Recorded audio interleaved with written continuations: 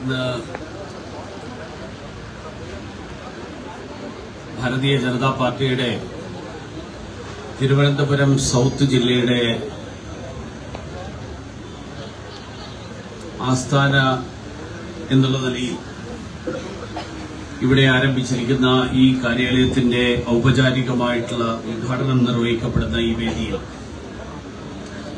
ഈ ചടങ്ങിൽ അധ്യക്ഷത വഹിക്കുന്ന പാർട്ടിയുടെ സൗത്ത് ജില്ലയുടെ പ്രസിഡന്റ് ശ്രീ മുക്കമാലക്കോട് ബിജു, ഈ കാര്യാലയത്തിന്റെ ഔപചാരികമായിട്ടുള്ള ഉദ്ഘാടനം നിർവഹിച്ച ബഹുമാന്യനായ നമ്മുടെ സംസ്ഥാന അധ്യക്ഷൻ ശ്രീ രാജീവ് ചന്ദ്രശേഖർ അവർ, വേദിയിൽ സന്നിഹിതനായിട്ടുള്ള പാർട്ടിയുടെ മുൻ സംസ്ഥാന അധ്യക്ഷനായിട്ടുള്ള ബഹുമാന്യനായിട്ടുള്ള ശ്രീ പി കെ കൃഷ്ണദാസ് അവർ,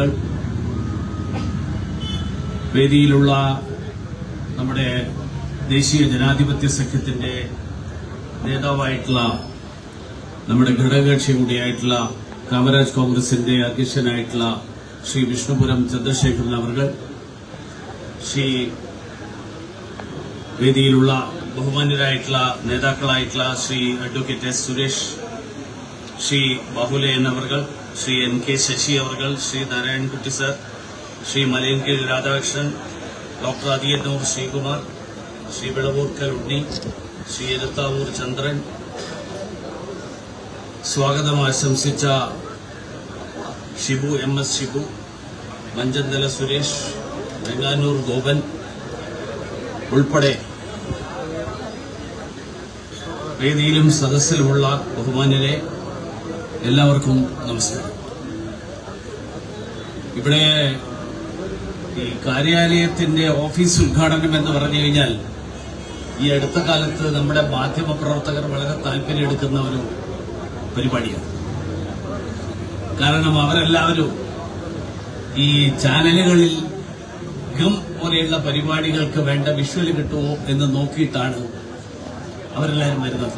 നമ്മൾ ഈ അടുത്ത ദിവസം കോഴിക്കോട് ഒരു പാർട്ടിയുടെ ഓഫീസിന്റെ ഉദ്ഘാടനം എങ്ങനെയാണ് നടന്നതെന്ന് നമ്മൾ കണ്ടു. കഴിഞ്ഞ ഒരാഴ്ചയായിട്ട് കേരളത്തിലെ ചാനലുകളിൽ മുഴുവൻ ആ ഉദ്ഘാടനത്തിന്റെ ആഘോഷം ചാനലുകൾ നടത്തുക. പക്ഷെ ഇവിടെ ചാനലുകളൊന്നുമില്ല. കാരണം അവിടെ നടന്നതല്ല ഇവിടെ നടക്കുക എന്നെല്ലാവർക്കും അറിയാം.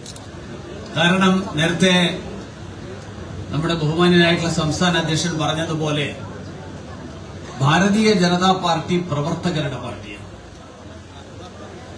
ഭാരതീയ ജനതാ പാർട്ടി പ്രവർത്തകരുടെ പാർട്ടിയാണ്. മറ്റു പല പാർട്ടികളും നേതാക്കന്മാരുടെ പാർട്ടിയാണ്. പ്രവർത്തകരുടെ പാർട്ടി എന്നുള്ളതിന് അദ്ദേഹം വളരെ വിശദമായിട്ട് സംസാരിച്ചു. അദ്ദേഹം പറഞ്ഞു, എന്തിന്റെ പ്രവർത്തകർ? ജനങ്ങൾക്ക് വേണ്ടി പ്രവർത്തിക്കുന്നവർ, അവരെയാണ് പ്രവർത്തകർ എന്ന് വിളിക്കുന്നത്. അതുകൊണ്ടാണ് നമ്മുടെ പാർട്ടി നമ്മൾ പറയുന്നത് nation first, party next, self last.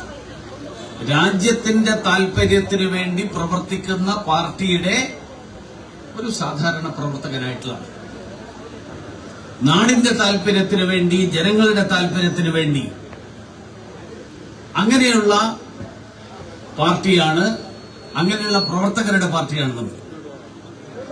ഈ ഓഫീസിന് നമോ ഭവൻ എന്നാണ് പേരിട്ടിരിക്കുന്നത്. കാരണം ഇന്ന് ലോകത്തിലെ രാഷ്ട്രത്തലവന്മാരിൽ ഏറ്റവും കരുത്തനായിട്ടുള്ള നേതാവാണ് ഇന്ന് നരേന്ദ്രമോദി എന്ന് നമ്മുടെ ബഹുമാന്യനായിട്ടുള്ള പ്രധാനമന്ത്രി.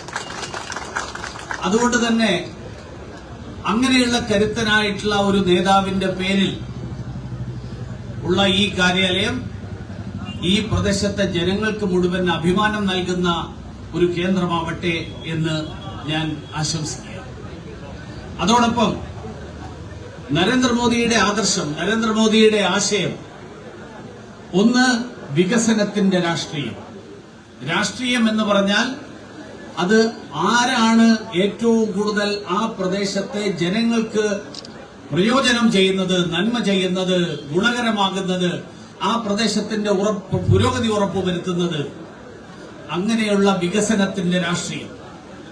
രണ്ട്, അഴിമതിക്കെതിരായിട്ടുള്ള രാഷ്ട്രീയം, കുടുംബവാഴ്ചക്കെതിരായിട്ടുള്ള രാഷ്ട്രീയം. ഇത്രയും കാലം കുടുംബവാഴ്ച എന്ന് പറഞ്ഞാൽ കോൺഗ്രസിന്റെ മാത്രം ഒരു എന്താ ഒരു വിശദീകരണമായിരുന്നു. പക്ഷെ ഇപ്പൊ നമ്മള് ആ കുടുംബവാഴ്ച കേരളത്തില് ഇപ്പൊ ഭരിക്കുന്ന സർക്കാരിൽ ഉൾപ്പെടെ കണ്ടുകൊണ്ടിരിക്കുകയാണ്. അതുകൊണ്ട് അഴിമതിയും കുടുംബവാഴ്ചയും, ഈ അഴിമതിക്കും കുടുംബവാഴ്ചയ്ക്കും എതിരായിട്ടുള്ള രാഷ്ട്രീയമാണ്, എതിരായിട്ടുള്ള പ്രവർത്തനമാണ് ബഹുമാന്യനായിട്ടുള്ള പ്രധാനമന്ത്രി നരേന്ദ്രമോദിജിയുടെ നേതൃത്വത്തിൽ കഴിഞ്ഞ 10-11 വർഷക്കാലമായിട്ട് ഈ രാജ്യത്ത് മുഴുവൻ നടന്നുകൊണ്ടിരിക്കുന്നത്.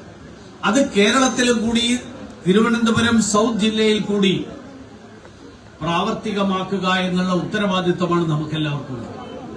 ഒരുപക്ഷെ നമ്മൾ ആഗ്രഹിക്കുന്നതിനേക്കാൾ കൂടുതൽ ഭാരതീയ ജനതാ പാർട്ടി ഭരണത്തിൽ വരണം, അധികാരത്തിലെത്തണം എന്നാഗ്രഹിക്കുന്ന ഒരു ജനത, അങ്ങനെയുള്ള ഒരു സമൂഹമാണ് ഇന്ന് നമ്മുടെ നാട്ടിലുള്ളത്. കാരണം കേരളം മാറി മാറി ഭരിച്ചിട്ടുള്ള 2 സർക്കാരുകൾ, 2 മുന്നണികൾ, ആ മുന്നണികളുടെ നേതൃത്വത്തിൽ ഈ നാട് കുട്ടിച്ചോറായിട്ടുള്ള അവസ്ഥയാണ്. ആ സാഹചര്യത്തിൽ മാറ്റം വരണമെങ്കിൽ അതിന് ഭാരതീയ ജനതാ പാർട്ടിക്ക് മാത്രമേ സാധിക്കുകയുള്ളൂ. ഇത് ഏറ്റവും ഗുരുതരമായിട്ടുള്ള, കേരളം ബാധിച്ചുകൊണ്ടിരിക്കുന്ന ഏറ്റവും ഗുരുതരമായിട്ടുള്ള പ്രശ്നം. ഈ വികസനം നടപ്പിലാക്കണമെങ്കിൽ കേരളം ലഹരി മാഫിയയിൽ നിന്ന് രക്ഷപ്പെടണം. ഞാൻ താമസിക്കുന്നത് കഴക്കൂട്ടത്താണ്. കഴക്കൂട്ടം നമ്മുടെ IT മേഖലയുടെ കേന്ദ്രമാണ്. IT മേഖലയിലുള്ള ചെറുപ്പക്കാര് രാത്രിയും പകലും വ്യത്യാസമില്ലാതെയാണ് അവർക്ക് ജോലി ചെയ്യേണ്ടത്. പക്ഷെ അവർക്ക് സുരക്ഷിതമായിട്ട് പുറത്തിറങ്ങി നടക്കാൻ കഴിയാത്ത ഒരു സാഹചര്യമാണ് ഈ ലഹരി മാഫിയ നാട്ടിലുണ്ടാക്കുന്നതെങ്കിൽ എങ്ങനെ പുതിയ വ്യവസായങ്ങൾ വരും? വിഴിഞ്ഞം ഈ ജില്ലയിൽപ്പെടുന്ന പ്രദേശമാണ്.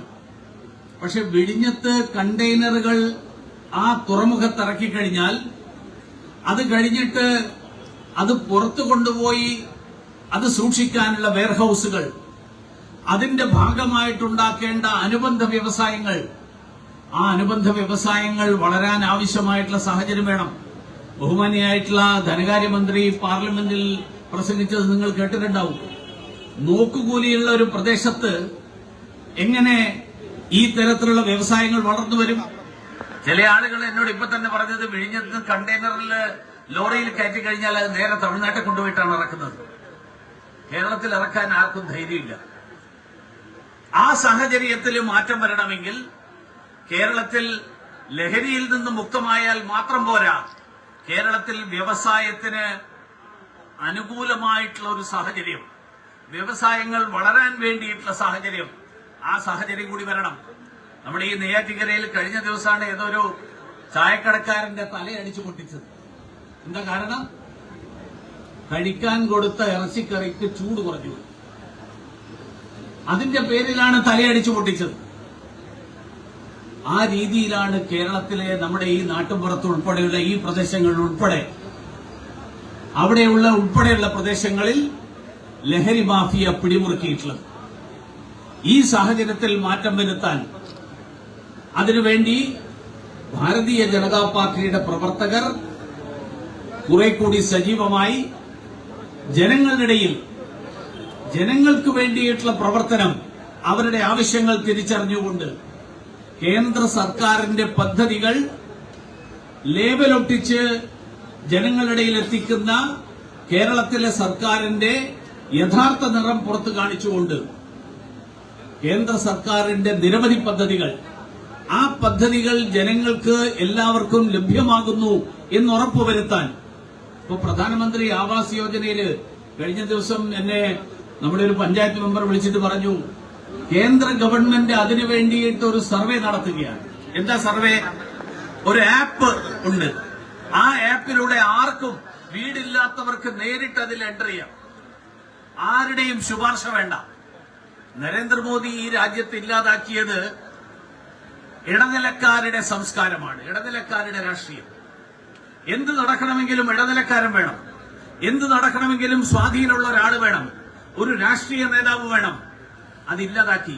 പക്ഷേ ഇടനിലക്കാരുടെ രാഷ്ട്രീയം, ആ രാഷ്ട്രീയം കേരളത്തിൽ നിലനിർത്താൻ വേണ്ടിയിട്ടുള്ള ശ്രമം, ആ ശ്രമം നടത്തുന്നതിന്റെ ഭാഗമാണ് കേന്ദ്ര സർക്കാർ പുറത്തിറക്കിയിട്ടുള്ള സംവിധാനം, ആ സാങ്കേതിക വിദ്യ ഉപയോഗിക്കാൻ സാധാരണക്കാരായിട്ടുള്ള ജനങ്ങൾക്ക് അനുവാദം നൽകുന്നതിന് പകരം ഞങ്ങളുടെ പാർട്ടി തയ്യാറാക്കിയിട്ടുള്ള ലൈഫ് ലിസ്റ്റിൽ നിന്ന് മാത്രമേ ഞങ്ങൾ ഈ ആളുകളെ തെരഞ്ഞെടുക്കുള്ളൂ.